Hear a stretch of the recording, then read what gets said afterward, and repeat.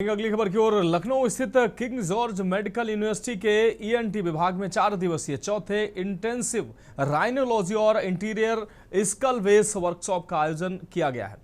ये workshop rhinology यानी नाक से संबंधित बीमारियां और इंटीरियर स्कल बेस यानी खोपड़ी के अगले हिस्से की जटिल सर्जरी तकनीकी के सिखाने के लिए आयोजित की गई थी। देखिए हमारी ये खास रिपोर्ट। लखनऊ स्थित किंग जॉर्ज मेडिकल यूनिवर्सिटी के ईएनटी विभाग में 4 दिवसीय चौथा इंटेंसिव राइनोलॉजी और इंटीरियर स्कल बेस वर्कशॉप का आयोजन किया गया। वर्कशॉप में देश के विभिन्न हिस्सों से आए विशेषज्ञ डॉक्टरों ने भाग लिया और राइनोलॉजी तथा स्कल बेस सर्जरी से जुड़ी आधुनिक तकनीकी पहलुओं पर विस्तृत जानकारी ली। हमने अपना 4th इंटेंसिव राइनोलॉजी और स्कल बेस वर्कशॉप का पहला दिन है हमारा। ये पूरी वर्कशॉप 4 दिन चलेगी। आज थर्सडे पहला दिन है और ये संडे तक चलेगी। इसको हमने 4 दिन इसलिए रखा है कि पहले दिन आज का दिन हम लाइव सर्जरीज करके यहाँ पे लोगों को सिखा रहे हैं, जिसमें हम लोगों को दिखाएंगे कि एक्चुअली में सर्जरीज कैसे करनी चाहिए।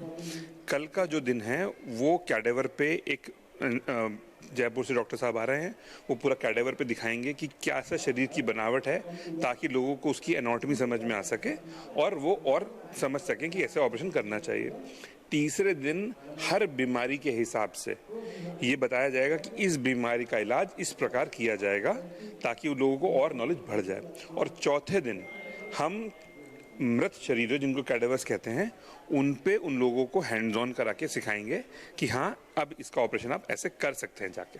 जो ये कार्यशाला हो रही है ये साइनस के इन्फेक्शंस डिजीजेस के बारे में हो रही है। उसके साथ ही ये साइनस से जो हम लोग ब्रेन के ऑपरेशन, जो ये आई के ऑपरेशन हम लोग साइनस के थ्रू कर पाते हैं, उसके बारे में पहले हम लोग आज ऑपरेशंस करके लोगों को दिखा रहे हैं। फिर उसके बाद हम उनको कैडेवर, जो कि डेड बॉडी होता है, उसके ऊपर हम उनको दिखाएंगे ताकि उनको सही से उस एरिया की एनाटॉमी के बारे में पता लगे, और फिर उसके बाद वो खुद उस पर करके देखेंगे। तो ये 3 चरणों में ये होगा। और ये जो सिम्टम्स साइनसाइटिस वगैरह के होते हैं, ये इसमें आपका नाक का बंद होना, नाक से पानी आना, छींके आना, कभी कभी साइनस क्योंकि आँख के आसपास होते हैं, तो आँख में अगर आपको सूजन आ रही है या आँख से दिखने में कमी आ रही है, तो कई बार वो साइनस की बीमारी हो सकती है।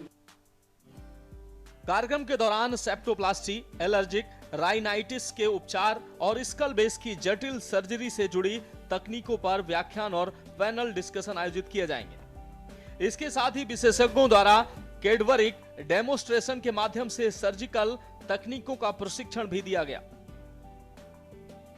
और ये जो प्रयोगशाला हो रही है, जिसको हम लोग छोटा CME या कॉन्फ्रेंस कहते हैं, ये जो अभी बच्चे MSc कर रहे हैं, जो लोग MSc करके अभी उन्होंने अपनी प्रैक्टिस शुरू करी है या विभिन्न मेडिकल कॉलेजेस में उन्होंने अपना काम शुरू किया है, उनकी सर्जिकल स्किल्स को अपग्रेड करने के लिए और उनकी नॉलेज को अपग्रेड करने के लिए बहुत ही उपयोगी है। इस कार्यशाला में उत्तर प्रदेश के बड़े बड़े शहरों के ज़्यादातर नाक कान गला विशेषज्ञों को इनवाइट किया गया है, जो अगले 3 दिन में आएंगे और अपनी स्पेशलिटी जो है नाक कान गला की सर्जरी उनको दिखाएंगे, जिससे कि उभरते हुए नाक कान गला के डॉक्टर्स के काम में उनको इम्प्रूवमेंट मिलेगा। इस वर्कशॉप कम सेमिनार और एक हैंड्स ऑन वर्कशॉप भी है, जहां स्टूडेंट्स को कैडेवर के ऊपर हम लोग सर्जरी और एनाटॉमी सिखाएंगे। इससे रिलेटेड एक सर्जरी, जो जितनी भी सर्जरीज हमारी होती हैं, उनका कल कैडेवर के ऊपर डेमोन्स्ट्रेशन होगा। आज जो डेमोन्स्ट्रेशन है, आज लाइव सर्जिकल डेमोन्स्ट्रेशन हो रहा है, जो कि KGMC से डायरेक्ट लाइव यहाँ पे प्रेजेंट किया जा रहा है। नाक में सबसे पहले मरीज को जो दिक्कत आती है, वो नाक के अंदर कोई मांस बढ़ जाए तो नाक से सांस लेने में तकलीफ होती है। उस तकलीफ के लिए मरीज आता है, फिर हम उसकी जांच करते हैं दूरबीन द्वारा। उस दूरबीन विधि से जांच के बाद पता चलता है कि इसके अंदर पॉलिप है, तो फिर हम रेडियोलॉजिकल जांचें कराते हैं, जैसे CT स्कैन है, MRI है। उससे हमें पता चलता है कि वो बीमारी कहाँ कहाँ तक जा रही है, और वो बहुत ज़रूरी जाँच भी है।